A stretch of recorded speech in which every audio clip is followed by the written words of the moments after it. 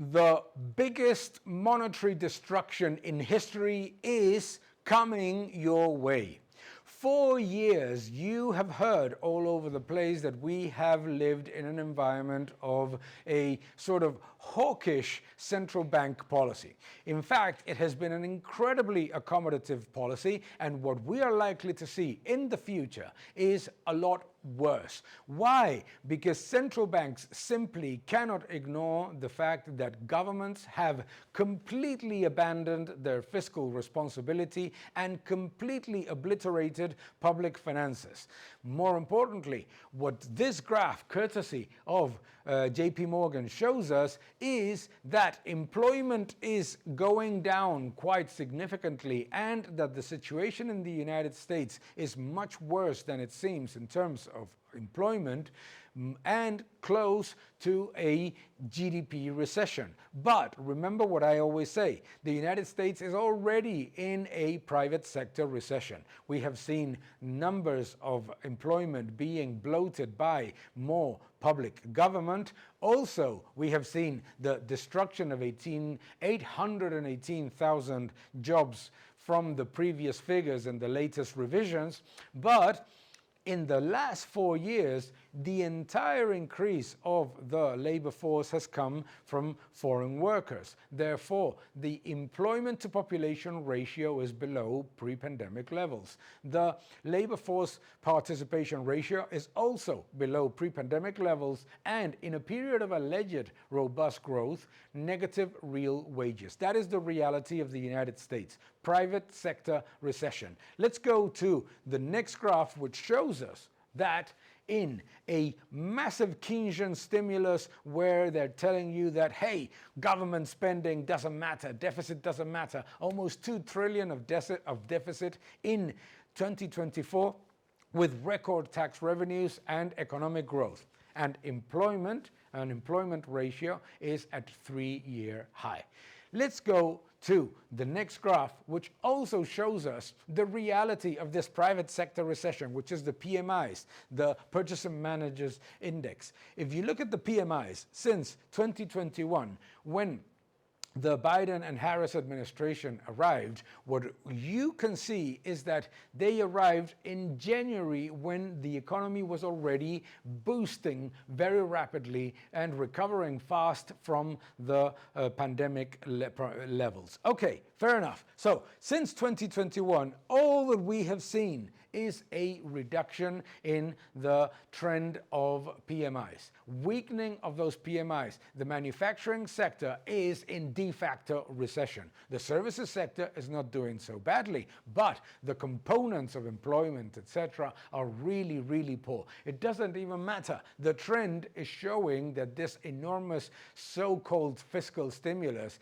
is simply not working. Therefore, it's creating the pillars of what is going to be a much worse situation in the future. Let's go to the next graph, which also explains to us this idea that they are controlling inflation is completely farcical. Number one, they told you that inflation was due to supply chain disruptions and the commodity price increases. Well, those two things have completely gone. The level of supply chain disruption has gone to absolute normal in the last months, and commodities, oil and the commodity index, are below the levels that we were in the burst of 2021.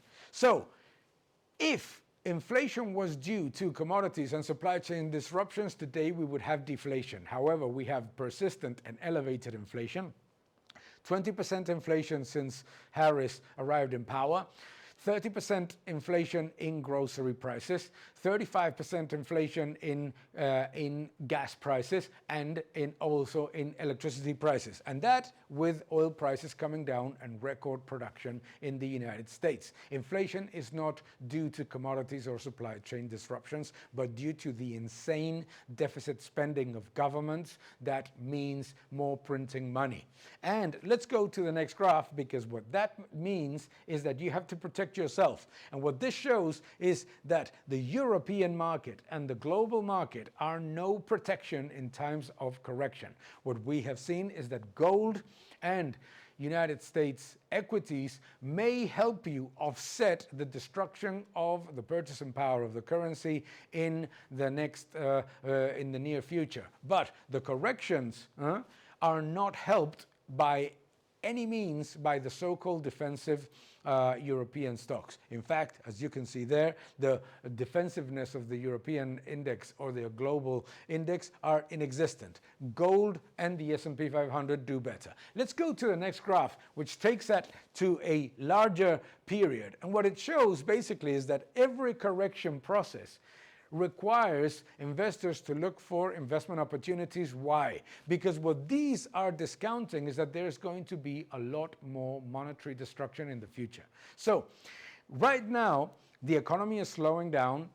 There will be more deficits, worse economic figures, and at the same time, higher debt. And what does that mean in the future? It means more printing money, even further destruction of the purchasing power of the currency. That's why corrections need to be used to invest. Invest in gold, invest in US equities, because that is what gives you some kind of protection against inflation, or understanding volatility and understanding that the periods of correction you need to be taking very prudently to add positions that will help you navigate the period of monetary destruction.